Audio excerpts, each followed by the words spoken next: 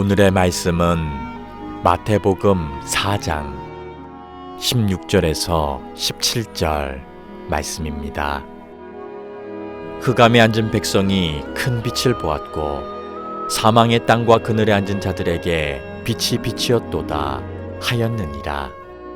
이때부터 예수께서 비로소 전파하여 이르시되 회개하라 천국이 가까이 왔느니라 하시더라. 아멘. 여러분, 신앙생활 할 때도 믿음 생활 잘하는 분들이 있어요. 참 행복하게 하는 분들이 있어요. 이런 분들을 우린 영적인 고수라고 해요. 우리 모두 기왕 신앙생활 할 거라면 행복하고 깊이 있는 영적인 고수가 돼야 되는데 어떻게 해야만 그런 신앙인이 될 수 있을까? 오늘 마태복음 4장을 그런 관점에서 한번 보면 어떨까 이런 생각을 해봤어요. 지금 예수님은 마귀의 유혹을 이겨내고 그랬더니 마귀가 떠나가는 순간 천사들이 예수님의 시중을 들기 시작했어요. 이건 뭘 의미하는 거냐?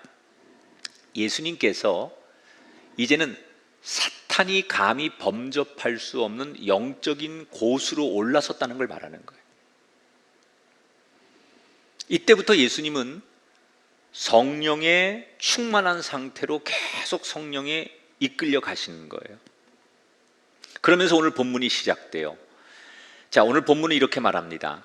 예수께서 요한이 잡혔음을 들으시고 갈릴리로 물러가셨다가 나사렛을 떠나 가버나움에 가서 사셨다.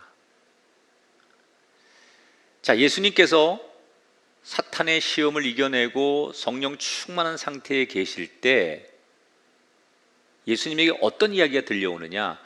예수님에게 세례를 주었던 요한이 감옥에 붙들려 갔다는 충격적인 소식을 들어요. 요 얘기는 제가 이제 14장으로 가면 그때 조금 더 자세하게 얘기를 해드릴 건데, 당시에 이 갈릴리 지역을 통치하던 왕은 아버지 뒤를 이은 헤롯 안디바라고 하는 젊은 왕이었어요. 근데 이 왕이 하면 안 되는 가족 간의 결혼을 합니다. 그래서 세례 요한이 그렇게 하면 안 된다고 왕에게 그걸 비판하죠. 잘못된 결혼을. 그랬더니 자기한테 쓴소리 한다고 헤롯 안디바라는 왕이 흥분해서 괘씸죄로 요한을 체포하는 거예요. 근데 그런 사건으로 요한이 체포당해서 감옥에 갔지만 예수님은 이걸 어떻게 해석하느냐? 이제는 요한이 세례에서 광야에서 회개하라 천국이 가까웠느니라고 외치던 그 복음을 더 이상은 들을 수 없겠구나. 실제로 요한은 감옥에 들어가서 못 나오고 죽습니다. 근데 예수님은 요한이 이제 어떻게 보면 활동을 더 이상 할 수 없으니까 그 대신 내가 이제 본격적으로 이 복음을 전하는 사람이 돼야 되겠다라는 마음을 갖는 거예요, 이때. 그래서 예수님께서 이제는 요한이 없는 그 자리를 내가 나서서 그 하나님의 복음을 회개하고 천국이 가까웠음을 전해야지 라고 마음을 먹으면서 제일 먼저 뭘 하시느냐? 예수님께서 뜻밖의 갈릴리 자기 고향 나사렛으로 가요. 왜 본격적인 사역을 시작하기 전에 예수님은 나사렛 고향을 찾으셨을까? 여러분, 고향이라는 것은 자기의 마음속의 위로와 큰 결심을 하기 전에 자기에게 많은 것을 생각하고 정리하게 해주는 것이 고향이에요. 그 사람은 좋은 일이든 나쁜 일이든 반드시 고향을 통해서 얻는 힘이 있어요. 예수님께서 예루살렘이나 이런 큰 대도시로 가지 않고 나사렛이라는 고향으로 갔다는 것은, 당시의 나사렛은 굉장히 조용한 시골 마을이에요. 아주 오지예요. 일부러 그런 한적한 곳을 가셨다는 거예요. 거기서 뭘 하셨을까? 어떤 사람은 예수님이 헤롯 안디바라는 사람에게 잡힐까봐 세례 요한처럼 일부러 피신한 것이다, 이렇게 해석하는 학자도 있지만 그거는 옳지 않은 해석이에요. 왜냐하면 갈릴리 지역도 헤롯 안디바가 통치하는 지역이에요. 그러니까 굳이 정치적으로 숨을 거고 망명할 거라면 그 헤롯 안디바의 손이 미치지 않는 곳으로 도망가야 그 이론이 성립되는 건데, 실제로 그렇지 않으니까 그 말은 아닌 거고. 그럼 왜 나사렛에 갔을까? 본격적으로 하나님의 일을 하기 전에 하나님 앞에 단둘이 예수님의 시간을 갖고 싶었던 거예요. 내가 이제 본격적으로 사역을 시작할 건데 어떻게 할지, 어디서부터 할지, 무엇을 할지, 예수님의 공생의 사역의 A부터 Z까지 하나님 앞에 묻고 여쭸을 거예요. 기도했을 거예요. 그러려면 번화한 사람들이 있는 곳, 화려한 도시 이런 데보다는 아무도 없는 시골 한적한 곳에 가서 하나님 앞에 그런 질문과 답을 듣기에 가장 좋은 장소가 나사렛이었다는 거죠.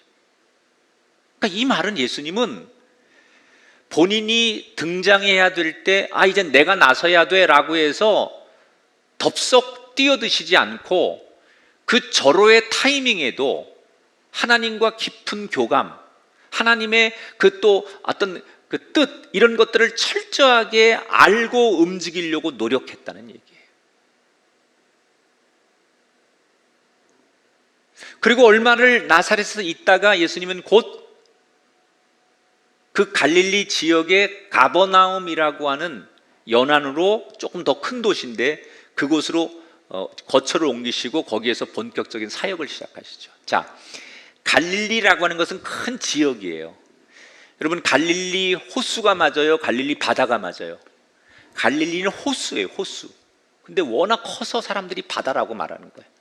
바다처럼 큰 호수예요. 그러니까 남북이 한 22km, 동서가 가로가 한 15km, 담수호예요. 민물 담수호, 바다가 아니에요. 워낙 거기는 고기도 많고 그러니까 어부들이 거기서 고기를 잡고 이렇게 살아가는 사람들이 많은데, 갈릴리라고 하는 이 근방은, 그 호수를 중심으로 해서 근방은 204개의 도시가 있어요. 마을이 있어요. 한 인구는 갈릴리 지역 부근에 한 30만 명이 살았어요, 당시에. 그러니까 굉장히 그 당시로 큰 지역이죠. 이 지역에서 가버나움이라고 하는 곳에 예수님이 마을 도시에 가서 첫 사역을 시작하셨다는 거예요.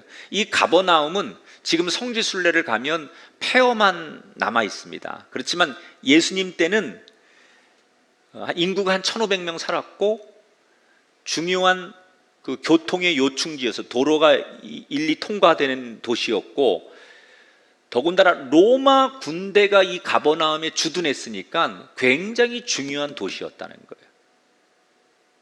여기서 예수님께서 이제 공식적으로 첫 번째 사역을 하시는데, 제일 먼저 예수님 사역의 첫 번째가 뭐였느냐? 회개하라, 천국이 가까이 왔느니라. 근데 한국어 성경에는 그냥 지금 제가 말한 대로 회개하라, 천국이 가까이 왔느니라 그렇지만, 사실은 이게 여기에 접속사가 하나 붙으면 더 좋을 것 같아요. 회개하라. 왜냐하면 천국이 가까이 왔기 때문이다. 왜 회개해야 되느냐? 하나님의 나라가 곧 오기 때문에 우리는 회개해야 된다. 이게 맞는 거죠. 예수님은 이 복음을 가버나움에서 누가 듣든지 안 듣든지 열심히 외치기 시작했어요. 그렇게 매일같이 회개하라, 왜냐하면 천국이 가까이 왔으니까 이라고 복음을 외치고 다니는 가운데 어느 날 갈릴리 호수를 걷다가 유심히 어딘가를 계속 예수님이 바라보고 계시죠. 저기에서 그물을 휙 던졌다가 다시 그물을 막 끌어올리는 젊은 두 남자를 예수님이 물끄러미 보세요. 그들의 이름은 베드로와 안드레. 두 사람은 형제예요. 근데 이 두 형제는 예수님과 이미 구면입니다. 한 1년 전에 세례 요한으로부터, 그러니까 안드레가 동생이고 베드로가 형인데 안드레가 세례 요한의 제자였어요. 그러니까 이 안드레가 자기 선생님한테 예수님 얘기를 많이 들은 거예요. 진짜 메시아가 오셨다. 그래서 예수님 얘기를 듣고 그 예수님이 훌륭한 줄 알았기 때문에 자기 형을 데리고 예수님을 소개했던 적이 있었어요.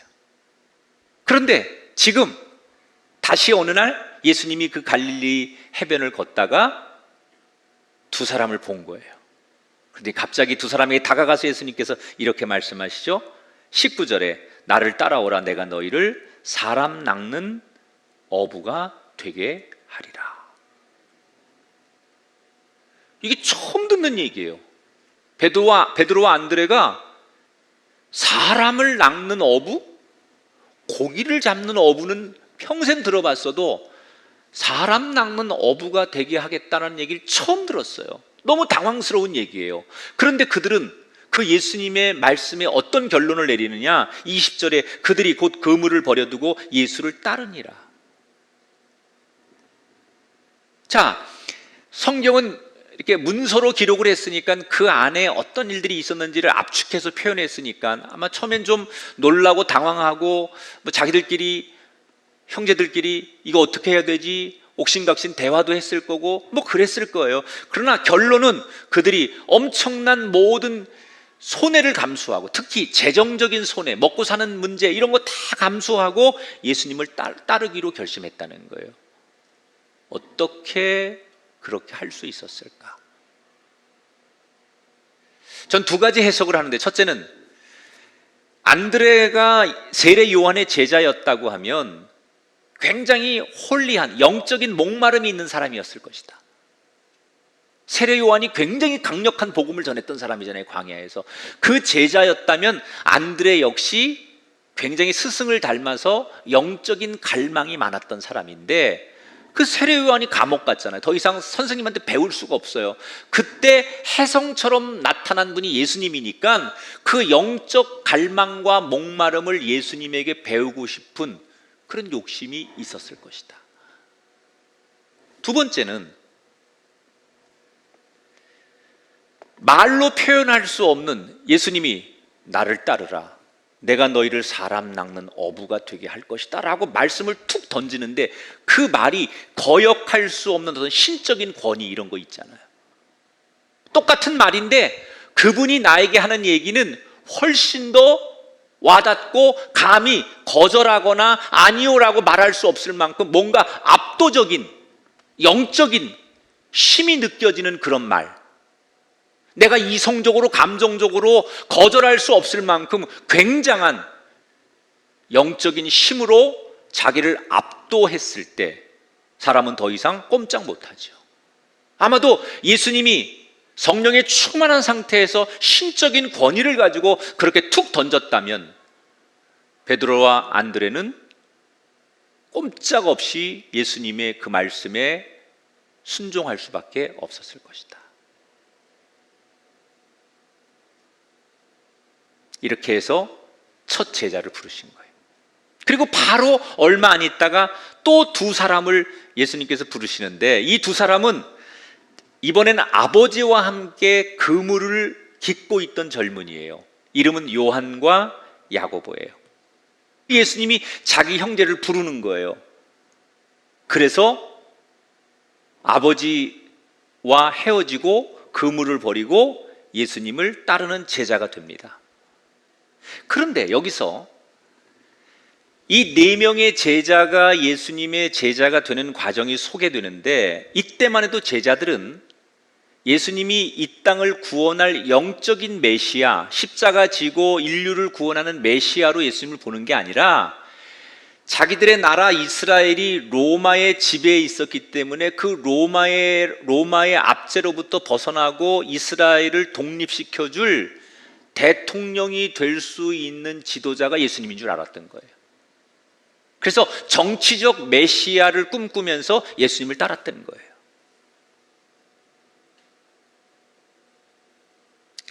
자, 이 네 명의 제자들이 형제들인데 각각 특징이 있어요. 첫째, 자기 일에 충실한 사람들이었다는 거예요. 지금 예수님을 쫓아온 게 아니에요. 자기 일 열심히 하는 그 자리에 예수님 가서 보시다가 물끄러미 보시는데 열심히 그물을 내리고 다시 또 그물을 깁는 이런 자기 일에 열심인 사람을 예수님의 제자로 부르셨다는 거예요. 두 번째, 형제들인데 싸우지 않아요.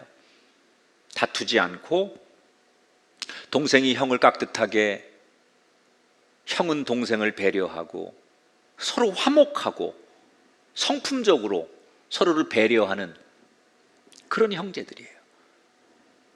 여러분, 하나님은 지금도 이 땅의 모든 직업을 통해서 하나님의 제자들을 부르세요.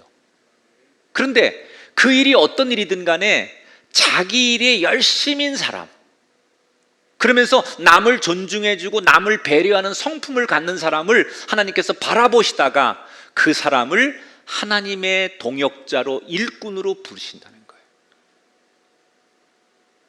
이게 어부만이 아니라 농사를 짓든 장사를 하든 회사를 다니든 모든 직업을 통해 하나님께서는 작은 일에 충성하는 사람을 제자로 부르신다는 거예요.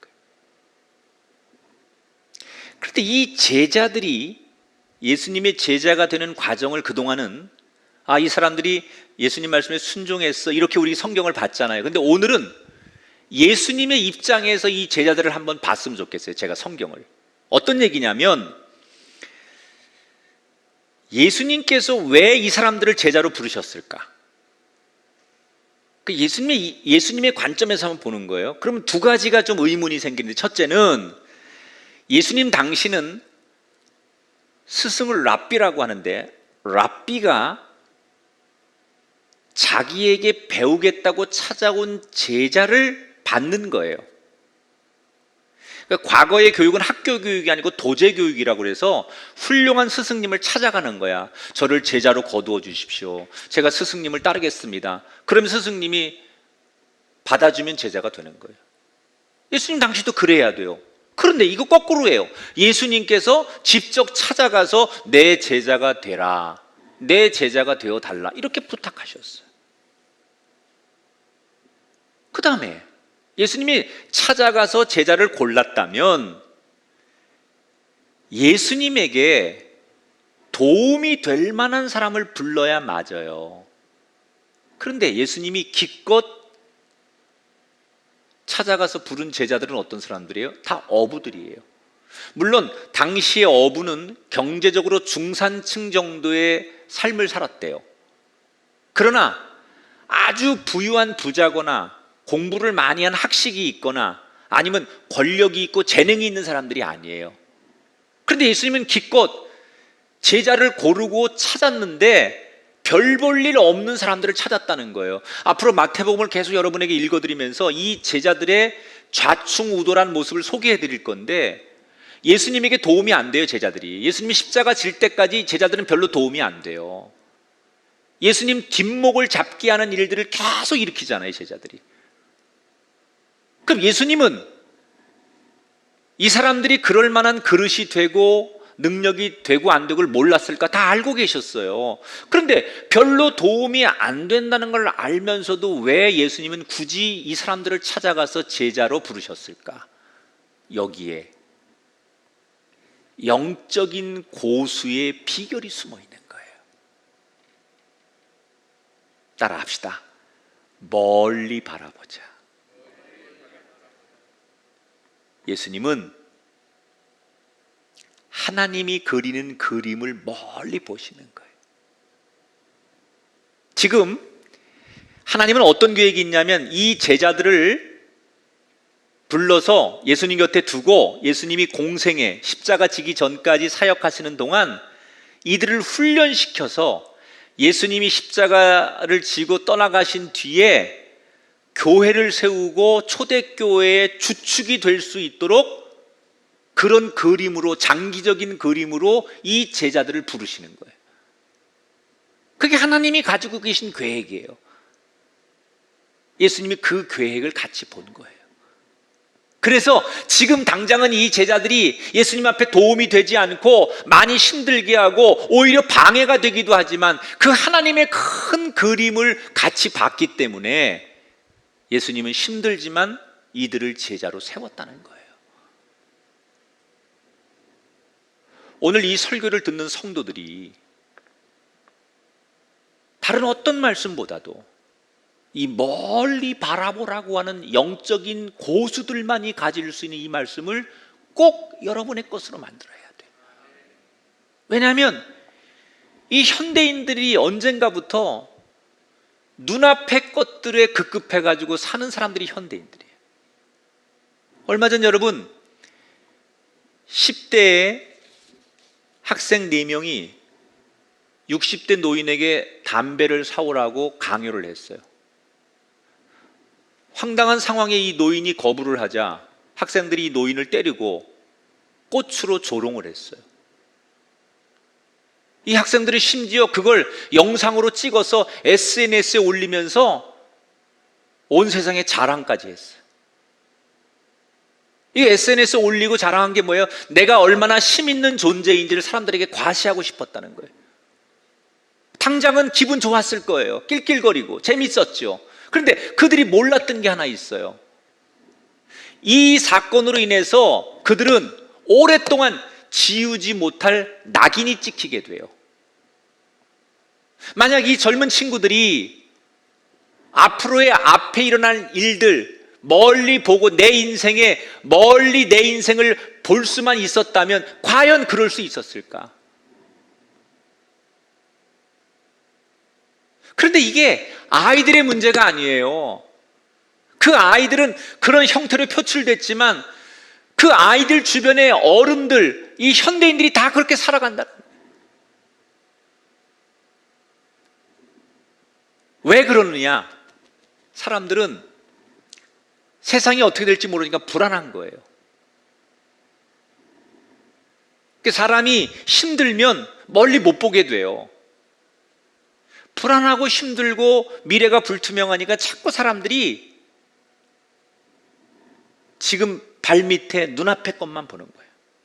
내일이 없는 것처럼 사는 거예요. 그래서 미국의 유명한 저널리스트 가운데 폴 로버츠라고 하는 사람이 우리가 살아가는 이 시대를 근시사회다 이렇게 정의를 했어요. 멀리 못 봐요. 너무 내가 사는 요 동네만 보고 살고 있고, 저는 젊은이들에게 세계를 봐라, 저 외국을 봐라, 여기서만 이러지 말고 넓게 여러분, 앞으로 우리가 살아가는 세상이 어떻게 될까요? 누구도 내일을 기약하지 못해요. 그러나 한 가지는 분명해요. 우리가 흥하든 망하든 기대하든 기대하지 않든 간에 모든 결과는 하나님 뜻대로 될 거라는 거예요.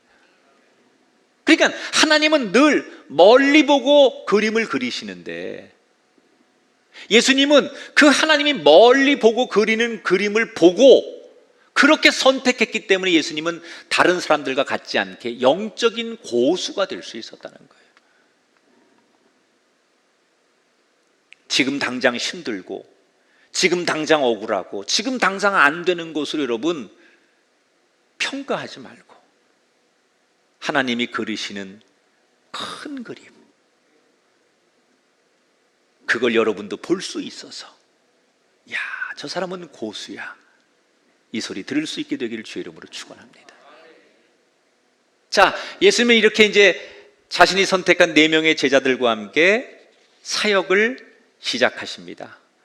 어떤 사역을 하시느냐? 23절에 보니까 예수께서 온 갈릴리에 두루다니사 그들의 회당에서 가르치시고 천국 복음을 전파하시고 백성 중에 모든 병과 모든 약한 것을 고치셨다. 세 가지 예수님의 사역은, 따라합시다, 가르치고 전파하고 고치셨다. 뭘 가르쳐요? 회당이 아마 굉장히 수백 개가 있었을 텐데, 그 회당에 다니면서 유대인들에게 구약의 율법을 가르치고 그 말씀을 풀어주는 거예요. 그리고 틈만 나면 밖에 나가서 일반 대중들에게 회개하라, 왜냐하면 천국이 가까이 왔으니까, 이걸 외치시는 거예요. 그리고 나서 뭘 해요? 예수님은 몸과 마음이 병든 사람들을 고쳐주셨어요.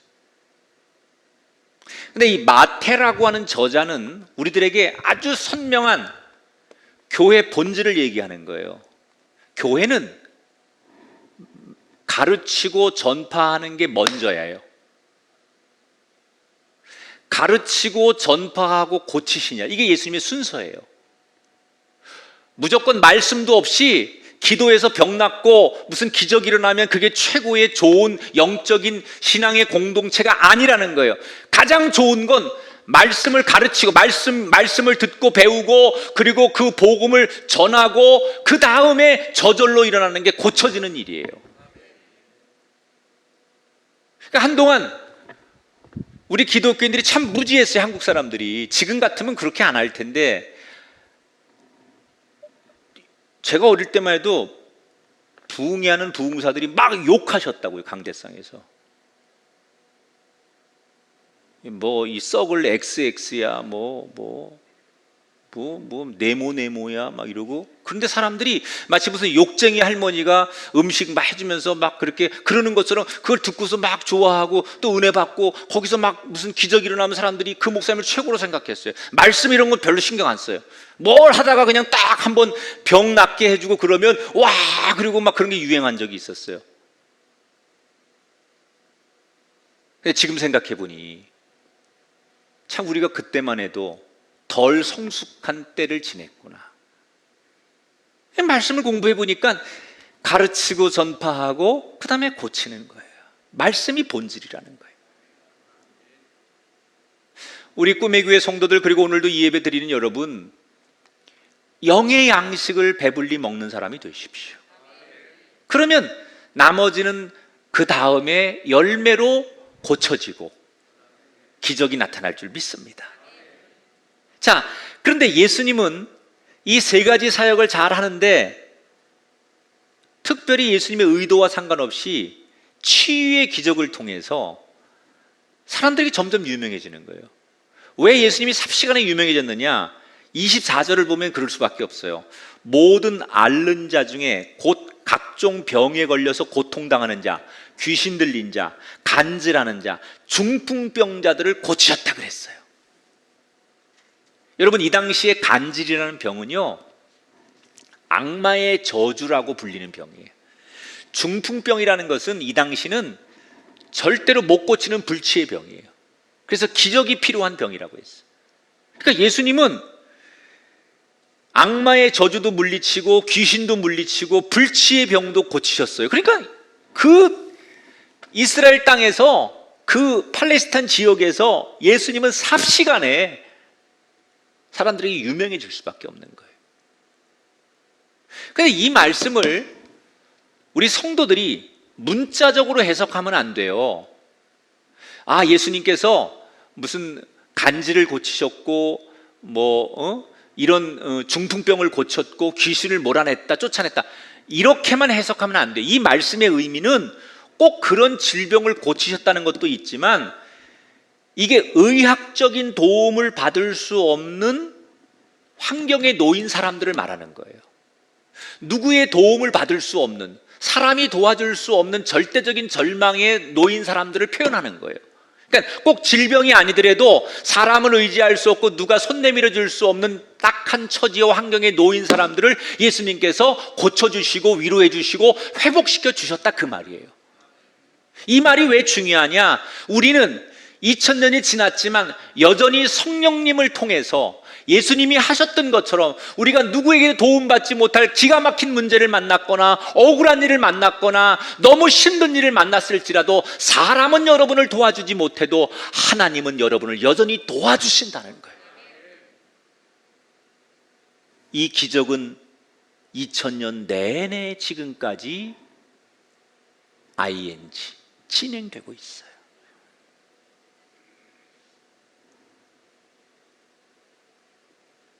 이렇게 예수님이 유명해지면서 많은 사람들을 고치시는 것으로 오늘의 얘기는 끝나요. 자, 설교를 마무리하면서 중요한 포인트 하나를 알려드릴게요. 24절, 25절을 먼저 읽을게요. 그의 소문이 온 수리아에 퍼진지라 갈릴리와 데가볼로와 예루살렘과 유대와 요단강 건너편에서 수많은 무리가 따랐다 그랬어요. 자, 예수님이 사역하시는 동안 많은 사람이 오는데 누구든지 막지 않아요. 다 맞이합니다.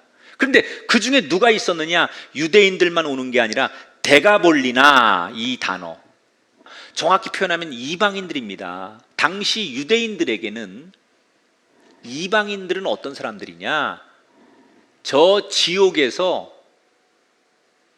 땔감이나 될 존재들, 아주 불결하고, 만약에 우리 집에 내가 개를 키우는데 이방인하고 이 개하고 비교를 하면 개가 훨씬 나한테 난 거지, 이 개만도 못한 존재들이 이방인이에요. 유대인들은 그런 생각을 가지고 살아요. 그래서 증오하고 무시하고 밟아도 이게 죄라고 생각되지 않고 막 해도 되는 대상들이 이방인이라고 생각하는 거예요. 근데 예수님이 유대인이었잖아요. 그런데 유대인이었던 예수님께 이런 이방인들이, 사람같이 여기지 않는 사람들이 막 찾아오는 거예요. 그런데 예수님은 다른 유대인과 다르게 사람 취급도 받지 못하는 이 이방인들을 무시하지 않는 거예요. 오히려 다른 유대인들하고 자기 동족하고 똑같이 그들을 맞이하고 병을 고쳐주고 천국을 전하셨어요. 왜 예수님께서는 그 당시에 모든 같은 동족 사람들이 가지고 있는 인간의 기준, 인간이 정한 조건, 상식, 이런 걸 따르지 않으셨을까? 사람들이 규율이라는 게 있잖아요. 그 시대에 관통하는 상식이라는 게 있잖아요. 그런데 예수님은 모두가 그렇게 생각하는 그 시대의 상식과 이 어떤 정의를 깨고 그 사람들을 따뜻하게 맞이해 주셨어요. 왜? 이유는 사람들은 그렇게 조건과 기준으로 사람들을 평가하지만 하나님은 정작 모든 사람을 사랑하시는 걸 알았기 때문에. 그러니까 예수님은 사람이 정해놓은 조건과 환경을 따르기보다는 하나님이 가지고 계신 생각과 마음을 따르는 게 더 중요하다고 생각한 거예요. 여기에 영적인 고수들이 갖는 두 번째 비결이 있어요. 그게 뭐냐? 하나님의 마음을 내 마음에 품는 거예요. 우리는 지금 이 코로나 상황이 길어지니까 사람들이 점점점 마음이 같이 작아지고 악해지는 거예요. 이 코로나가 우리의 생활 반경만 제한하는 게 아니라 우리의 마음과 생각까지도 자꾸 위축되게 만들어요. 전 요즘 뉴스를 보면 이런 표현이 좀 어떨지 몰라도 정말 우리나라가 분열의 영이 활개를 치는구나. 이념으로, 학연으로, 정파로, 때로는 전혀 생각지 않은 자기들만의 기준으로 편을 가르고 배척하고 죽이고 말도 안 되는, 하나님의 영은 하나 되게 하는 게 하나님의 영이에요. 그러나 분열의 영, 사탄이 하는 건 갈라놓는 거예요. 교회를 갈라놓고, 가족을 갈라놓고, 지역을 갈라놓고.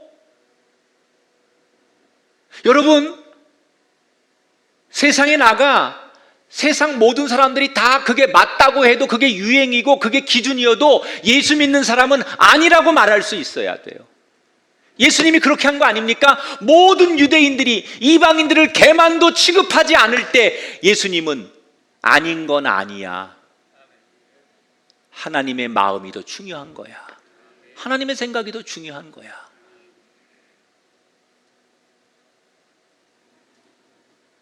우리가 걷기 축제를 한다고 했더니 어떤 분이 이런 의문을 제기하세요. 아니, 나 하나 살기도 힘든 이 코로나 기간에, 우리 가족 하나 지금 건사하기 힘든 이럴 때 무슨 누구를 위해서 생명은 귀합니다, 남을 위해서 우리가 운동해주고 응원해줄 수 있는 여유가 어디 있느냐? 나 살기도 바쁜데 우리가 이런 거 해도 되는 겁니까? 여러분, 성경을 보십시오. 예수님께서 한가해서 이방인들을 품어준 게 아니에요. 예수님 정말 바쁘고 힘들고 고된 일이 많았지만 하나님의 생각과 하나님의 마음이 그러니까 예수님이 그렇게 한 거예요. 그러니까 영적인 고수들은 어떤 상황에서도 하나님의 생각과 하나님의 마음이 무엇인가를 따라가는 게 영적인 고수예요.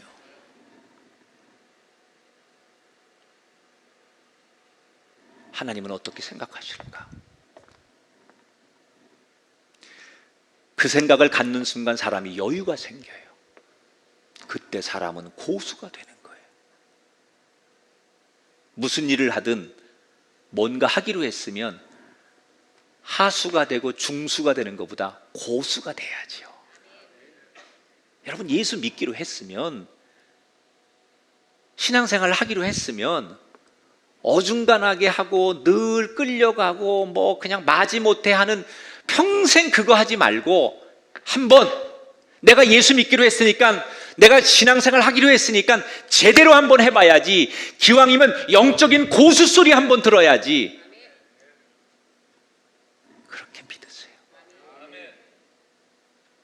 아무리 팬데믹 길어지고 이렇게 세상이 힘들어도 겨우 마지못해서 이렇게 미디어로 예배하는 것조차도 그것도 못하는 그런 하수의 신앙인이 되지 말고 고수가 한번 돼보세요. 예수님이 오늘 우리에게 그 고수의 비결을 가르쳐 주잖아요. 멀리 봐라. 사람의 기준이 아닌 하나님의 기준, 하나님의 마음은 무엇일까? 이거를 알면 우리도 영적인 고수가 될 줄 믿습니다.